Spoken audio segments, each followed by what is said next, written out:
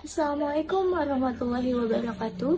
Selamat siang, yang terhormat Ibu Vivi Indah Bintari, SEMM, sebagai dosen pada mata kuliah Manajemen Syariah. Dan yang saya banggakan teman-teman seperjuangan satu kelas, terima kasih atas kehadiran kalian di kelas hari ini. Semoga teman-teman bisa menyimak presentasi ini dengan baik. Saya Mutia yang akan menjadi moderator pada sesi kita hari ini, dan di sini saya bersama rekan-rekan saya ada Nisa Camila, Dewi Juliana, Sonia Lambantaruan yang akan membahas topik mengenai teori konsep jual beli dalam bisnis syariah. Untuk mempersingkat waktu, baik langsung saja kita mulai sesi pertama, yakni penyampaian materi yang akan dibacakan oleh Dewi Juliana. Kepada Dewi Juliana dipersilakan.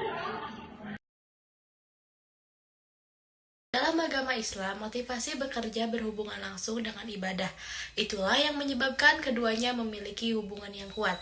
Banyak kutipan ayat Al-Quran dan hadis yang mendorong umat Islam untuk berusaha menciptakan sesuatu yang bermanfaat, bukan hanya bagi diri sendiri, namun bagi orang lain juga. Yang kedua, motivasi berusaha dalam perspektif Islam. Dalam agama Islam, banyak ayat Al-Quran maupun hadis yang mendorong penganutnya untuk senantiasa bekerja keras dan berusaha. Motivasi untuk berusaha tersebut biasanya bersumber dari beberapa aspek. Di antaranya, yang pertama ada ibadah. Bekerja adalah salah satu bentuk ibadah jika dilakukan dengan keinginan tulus untuk ridho Allah Subhanahu wa Ta'ala. Terus ada rezeki. Allah Subhanahu wa Ta'ala telah menjamin kehidupan setiap makhluk. Namun hal itu tentunya harus diikuti dengan berusaha dengan giat. Selanjutnya ada tanggung jawab. Setiap orang bertanggung jawab untuk menafkahi dirinya sendiri dan keluarganya, serta berkontribusi kepada masyarakat. Lalu keadilan. Islam menekankan pentingnya mempraktikkan keadilan dalam segala bentuknya, termasuk pekerjaan, pemberian gaji atau upah, dan hubungan antar sesama. Lalu ada akhirat. Perbuatan baik selama kita bekerja akan menjadi amal jariah yang pahalanya senantiasa mengalir. Dan yang terakhir ada dunia. Kerja keras membawa berkah duniawi, kelimpahan, dan kesehatan. Berikut diantaranya beberapa ayat Al-Quran maupun hadis yang mendorong penganut agama Islam untuk senantiasa bekerja keras. Yang pertama, Quran Surat Al-An'am ayat 131 artinya, dan katakanlah, bekerjalah kamu, maka Allah dan Rasulnya serta orang mukmin akan melihat pekerjaanmu itu, dan akan dikembalikan kepada Allah yang mengetahui akan yang gaib dan yang nyata. Lalu diberitakannya kepada kamu apa yang telah kamu kerjakan. Yang kedua, hadis riwayat Bukhari artinya, sesungguhnya Allah menyukai hambanya yang jika melakukan sesuatu pekerjaan, ia melakukannya dengan sungguh-sungguh. Perdagangan dalam bisnis syariah. Jual beli dalam istilah fikih disebut dengan al-bai, yang berarti menjual, mengganti, dan menukar sesuatu dengan sesuatu yang lain. Lafal al-bai dalam bahasa Arab terkadang digunakan untuk pengertian lawannya, yakni kata asyishuro atau beli. Dengan demikian, kata al-bai berarti jual, tetapi sekaligus juga berarti beli. Selanjutnya, dasar hukum jual beli tercantum dalam beberapa ayat Al-Quran. Di antaranya, yang pertama ada surat Al-Baqarah ayat 275 yang artinya, orang-orang yang makan mengambil riba tidak dapat berdiri melainkan seperti berdirinya orang yang kemasukan syaiton lantaran tekanan penyakit gila. Keadaan mereka yang demikian itu adalah disebabkan mereka berkata atau berpendapat, sesungguhnya jual beli itu sama dengan riba. Padahal Allah telah menghalalkan jual beli dan mengharamkan riba. Orang-orang yang telah sampai kepadanya larangan Tuhannya, lalu terus berhenti dari mengambil riba, maka baginya apa yang telah diambilnya dahulu sebelum datang larangan, dan urusannya terserah kepada Allah. Orang yang kembali mengambil riba, maka orang itu adalah penghuni-penghuni neraka. Mereka kekal di dalamnya. Yang kedua, dari Quran Surat An-Nisa ayat 29 yang artinya, hai orang-orang yang beriman, janganlah kamu memakan harta satu sama lain dengan cara yang batil, kecuali dalam perniagaan yang berlaku dengan suka sama suka di antara kamu. Dan janganlah kamu membunuh dirimu, sesungguhnya Allah adalah Maha Penyayang kepadamu. Ayat Al-Quran tersebut dapat diterapkan dalam kegiatan transaksi jual-beli sehari-hari, seperti perdagangan, memberikan informasi yang jujur dalam hal kualitas barang agar terhindar dari penipuan saat transaksi. Yang kedua, pada saat kontrak, memastikan kontrak perdagangan atau transaksi jelas dipahami oleh kedua belah pihak. Yang ketiga, konsumen memilih barang atau jasa berdasarkan preferensinya dan pengajuan komplain apabila barang atau jasa dirasa tidak sesuai ekspektasi atau bahkan malah merugikan dirinya sendiri. Rukun dan syarat jual beli dalam perspektif syariah. Rukun adalah suatu unsur yang merupakan bagian tak terpisahkan dari suatu perbuatan atau lembaga yang menentukan sah atau tidaknya perbuatan tersebut dan ada atau tidak adanya sesuatu itu. Dalam buku Ar-Rahman menjelaskan bahwa perdagangan memiliki 6 pilar, yakni yang pertama syigot atau ijab kabul. Ahli fikih memiliki 3 pendapat mengenai ijab kabul, namun saya akan menjelaskan salah satunya saja, yaitu ijab berasal dari aujabha berarti menaruh dan kata penjual yang artinya memberi hak milik. Kabul adalah yang menerima hak milik, yang artinya kegiatan jual beli hanya sah dengan penyerahan. Yang kedua ada subjek atau yang berakad, terdiri dari penjual dan pembeli. Adapun syarat keduanya yaitu beragama Islam, berakal, kemauan sendiri, dan sudah balik. Yang ketiga ada makud alai atau objek. Dalam melakukan transaksi jual beli yang sah, tentunya harus ada objek yang memenuhi persyaratan, yakni barang halal, barang yang bermanfaat, barang yang merupakan milik penjual, dan barang harus diserahkan oleh penjual, menghindari penipuan. Yang keempat, adanya nilai tukar sebagai pengganti. Ada 3 syarat yang harus dipenuhi, yakni nilainya bisa disimpan atau store of value, nilainya bisa disimpan atau nilai barang atau unit of account, dan juga bisa digunakan sebagai alat ganti. Yang kelima, al-ghairah atau pihak yang terlibat, merujuk pada kedua belah pihak di mana penjual dan pembeli memiliki kapasitas hukum dan kehendak yang bebas dalam melakukan transaksi. Yang keenam, ada al-mufawaddot atau izin dan kebebasan transaksi, harus dilakukan tanpa paksaan atau penekanan. Harus ada kesepakatan dan kebebasan bagi kedua belah pihak. Terima kasih kepada Saudari Dwi yang telah memaparkan materinya. Materi selanjutnya akan disampaikan oleh Nisa Camila. Kepadanya dipersilahkan. Baik, terima kasih kepada moderator. Untuk selanjutnya yakni materi tentang perbedaan manajemen bisnis syariah dan bisnis konvensional. Manajemen sendiri adalah proses, kolektivitas, seni, dan juga ilmu pengetahuan. Letak perbedaan antara keduanya bisa ditinjau dari yang pertama, konsep dan filosofi dasar.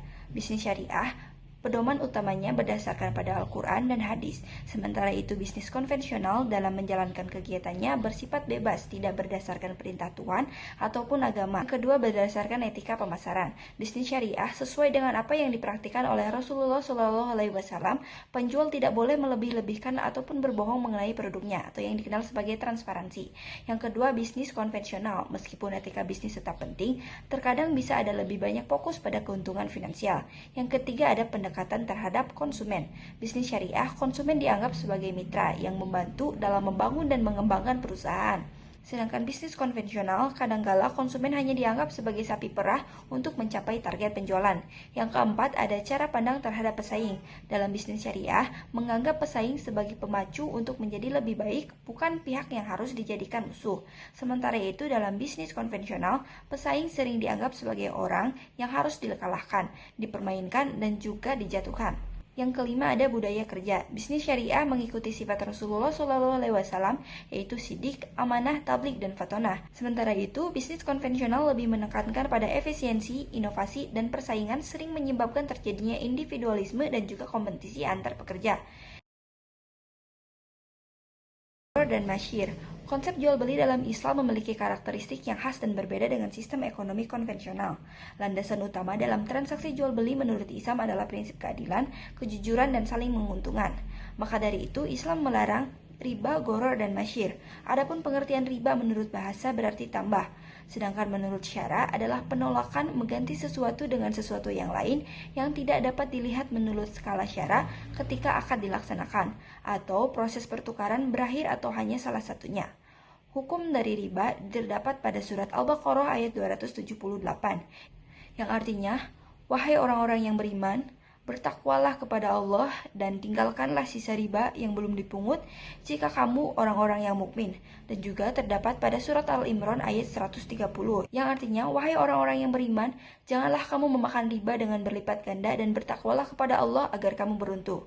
Adapun macam-macam riba dibagi menjadi 4 jenis dan digolongkan menjadi 2. Golongan yang pertama termasuk ke dalam golongan jual beli, yaitu riba fadl. Adalah pertukaran barang yang termasuk dalam barang riba atau kadar takaran yang berbeda, misalnya makanan, emas, dan perak. Yang kedua ada riba nasyiah, terjadi ke dalam transaksi yang tidak diketahui pembeda antara harta tersebut, atau jual beli harta riba dengan harta riba lainnya. Selanjutnya golongan yang termasuk ke dalam hutang, yaitu pertama ada riba jahiliyah, hutang yang dibayar lebih ketika yang meminjam tidak membayar sesuai tempo. Yang kedua ada riba qard, yang artinya adalah kenaikan bunga bagi debitur, misalnya meminjamkan uang 1 juta, ketika dikembalikan harus mendapatkan untung. Yang kedua ada goror. Goror sendiri secara bahasa artinya penampakan yang menyebabkan kerugian atau bisa disadarkan sebagai tipu muslihat.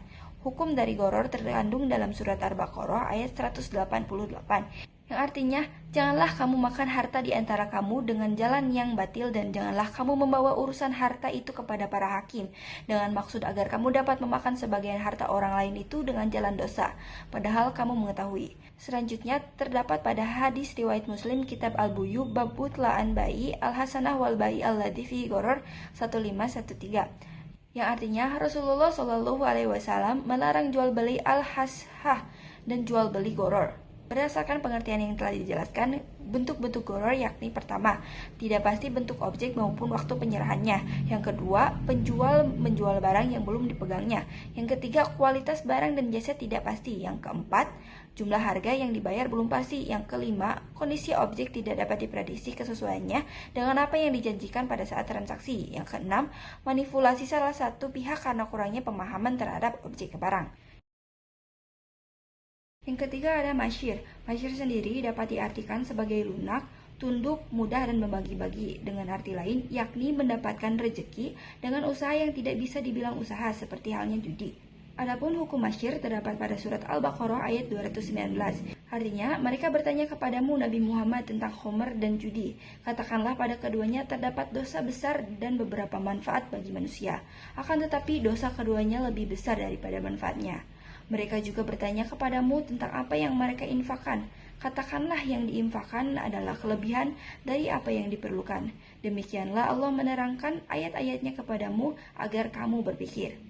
Selanjutnya ada pada surat Al-Maidah ayat 90, yang artinya, wahai orang-orang yang beriman, sesungguhnya minuman keras, berjudi, berkuban untuk berhala, dan mengundi nasib dengan anak panah adalah perbuatan keji, dan termasuk dalam perbuatan setan, maka jauhilah perbuatan-perbuatan itu agar kamu beruntung.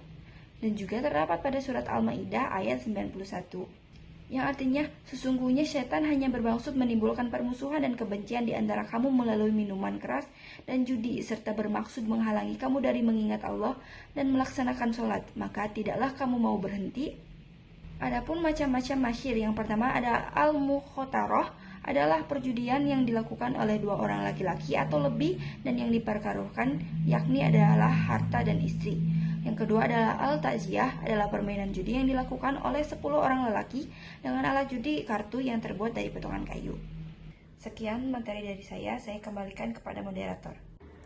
Terima kasih kepada saudari Nisa yang telah memaparkan materinya. Baik, materi selanjutnya, materi terakhir yang akan disampaikan oleh Sonya Lomban Toruan. Kepadanya dipersilahkan. Terima kasih atas kesempatannya. Di sini saya akan menjelaskan tentang jual beli yang dilarang dalam Islam. Transaksi yang baik adalah transaksi yang berkah, maka dari itu penting untuk mengetahui jenis jual beli yang dilarang dalam Islam. 1. Dilarang sebab ahliyah. Transaksi dilakukan oleh orang yang mempunyai kecakapan, biasanya berdasarkan usia, pemikiran, dan jasmani, atau lebih singkatnya balik dan berakal. Apabila tidak ada unsur tersebut, maka transaksi tidak sah. Contoh transaksinya adalah 1. Dengan orang gila. Yang kedua, anak kecil, karena belum balik atau dewasa, tapi bisa dilakukan atau sah apabila wali mengizinkan.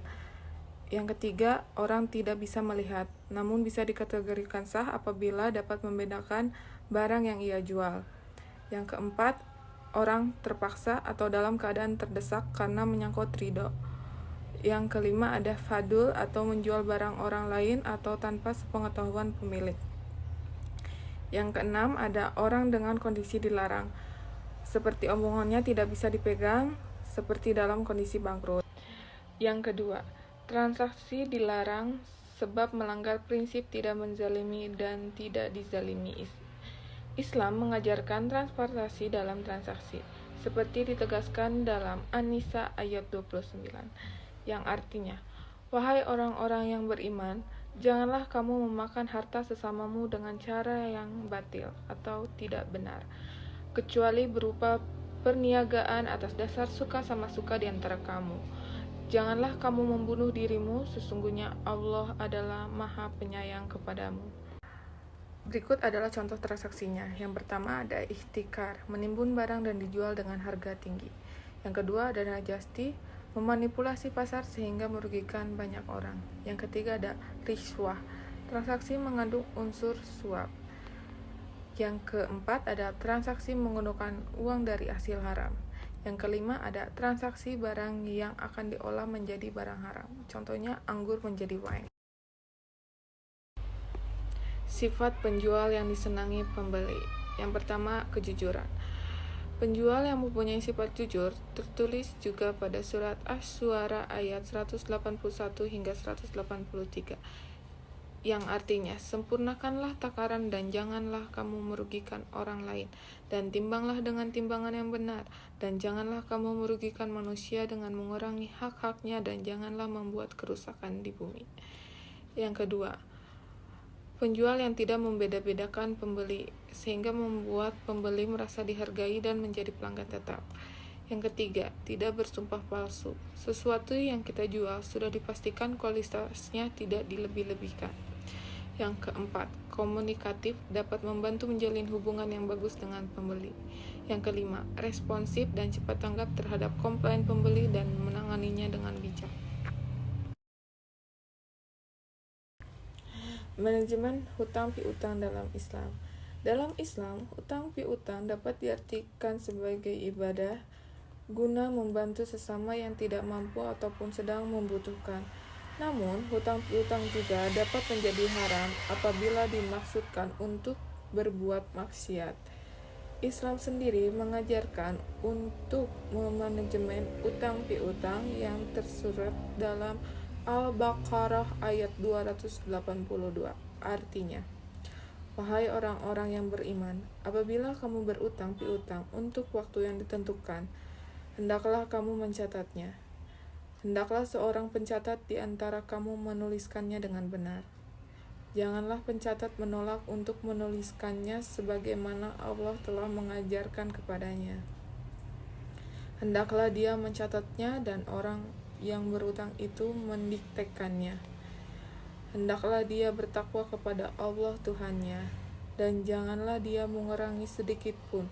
Jika yang berutang itu orang yang kurang akalnya, lemah keadaannya, atau tidak mampu mendiktekannya sendiri, hendaklah walinya mendiktekannya dengan benar. Mintalah kesaksian 2 orang saksi laki-laki di antara kamu. Jika tidak ada saksi, 2 orang laki-laki boleh, seorang laki-laki dan 2 orang perempuan di antara orang-orang yang kamu sukai dari para saksi yang ada. Sehingga jika salah seorang saksi perempuan lupa, yang lain mengingatkannya. Janganlah saksi-saksi itu menolak apabila dipanggil. Janganlah kamu bosan mencatatnya sampai batas waktunya, baik utang itu kecil maupun besar. Yang demikian itu lebih adil di sisi Allah, lebih dapat menguatkan kesaksian dan lebih mendekatkannya kamu pada ketidakraguan. Kecuali jika hal itu merupakan perniagaan tunai yang kamu jalankan di antara kamu, maka tidak ada dosa bagi kamu jika tidak mencatatnya. Apabila kamu berjual beli, dan janganlah pencatat mempersulit atau dipersulit. Begitupun juga saksi. Jika kamu melakukan yang demikian, sesungguhnya hal itu suatu kefasikan padamu. Bertakwalah kepada Allah. Allah memberikan pengajaran kepadamu dan Allah Maha mengetahui segala sesuatu. Surat tersebut berisi tentang yang pertama, adanya ijab kabul hutang piutang. Pernyataan hutang harus ditulis dengan jelas. Tujuannya untuk menghindari kesalahpahaman antara di pihak-pihak yang terlibat. Yang kedua, penulis surat perjanjian hutang. Penulis surat perjanjian hutang harus benar, adil, dimengerti kedua belah pihak, dan harus amanah seperti yang disepakati oleh kedua belah pihak sejak awal. Yang ketiga, ada saksi. Jumlah saksi paling sedikit 2 orang, lelaki. Apabila tidak ada, diperbolehkan perempuan dengan syarat disepakati kedua belah pihak. Saksi yang ditunjuk bersedia dimintai keterangan apabila ada dibutuhkan seperti pada saat ada kesalahpahaman. Yang keempat, ada pihak-pihak yang terlibat. Kedua belah pihak, pemberi dan penerima pinjaman, harus disertai ridho. Perjanjian boleh diwakilkan dengan syarat salah satu pihak memberikan kuasa. Yang kelima, jumlah harta atau uang yang dipinjamkan. Untuk menghindari sesuatu yang tidak diinginkan di masa depan, jumlah atau uang harta yang dipinjamkan harus disertai dengan surat perjanjian. Mohon maaf apabila ada pengucapan yang salah. Sekian, terima kasih. Saya kembalikan kepada moderator. Baik, terima kasih kepada saudari Sonya yang telah memaparkan materinya. Demikianlah presentasi teori konsep jual beli dalam bisnis syariah. Dengan memahami teori konsep jual beli dalam bisnis syariah, individu dan perusahaan dapat melakukan transaksi yang sah dan sesuai dengan syariat Islam, sehingga meningkatkan keamanan dan keadilan dalam bertransaksi. Semoga teman-teman mendapatkan ilmu baru dari presentasi ini. Kami kelompok 7 mengucapkan terima kasih dan mohon maaf apabila ada kekurangan dalam presentasi ini. Wassalamualaikum warahmatullahi wabarakatuh.